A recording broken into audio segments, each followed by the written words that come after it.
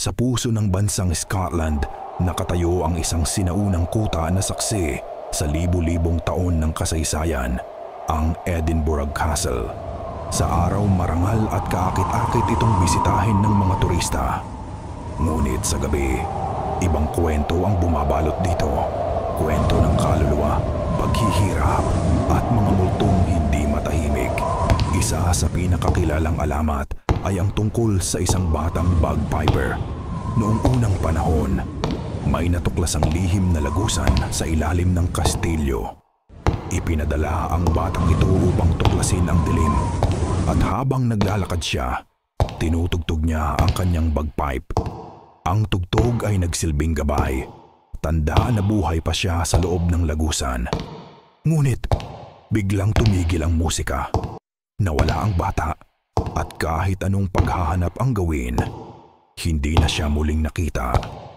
Hanggang ngayon, sinasabi ng mga nakapunta sa kastilyo na sa kalagitnaan ng gabi, maririnig mo ang mahinang awit ng kanyang bagpip mula sa ilalim ng lupa. Parang naglalakad pa rin siya. Hinahanap ang daan palabas.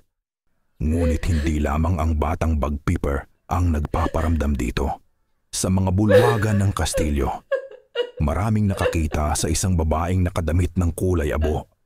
Ang tinatawag nilang Grey Lady. Mabagal siyang naglalakad. Ang kanyang mga mata puno ng kalungkutan. Walang nakakaalam kung sino siya. Ngunit ang sabi ng ilan, isa siyang biktima ng digmaan at pagpapahirap. Ang kanyang iyak ay naririnig tuwing ang katahimikan ng gabi ay bumabalot sa kastilyo. At sa ilalim ng kastilyo, matatagpuan ang madidilim na bilangguan. Dito ikinulong ang mga sundalo ng digmaan, mga traidor at mga rebelde. Marami sa kanila ang pinahirapan hanggang mamatay. Maraming bisita ang nagsasabing nakaramdam sila ng malamig na hangin sa kabila ng saradong silid. May bigla ang kamay na dumadapo sa kanilang balikat o mga aninong dumadaan kahit sila lang mag-isa. Isipin mo, habang naglalakad ka sa dilim ng Edinburgh Castle, maririnig mo ang mga yabag, ang mahihinang iyak, at ang tugtog ng isang bagpipe na dapat ay matagal nang nanahimik. Maraming turista ang umalis na nanginginig sa takot at may ilan na nagkakasakit matapos ang kanilang pagbisita. Parang may dalang sumpa ang kastilyo. Hanggang ngayon, ang Edinburgh Castle ay nananatiling isa sa pinaka-haunted na lugar sa buong mundo. At kung sakaling mapunta ka roon, magdasal ka na lamang at baka isa ka rin sa makarinig ng tugtog ng bagpipe mula sa ilalim ng lupa.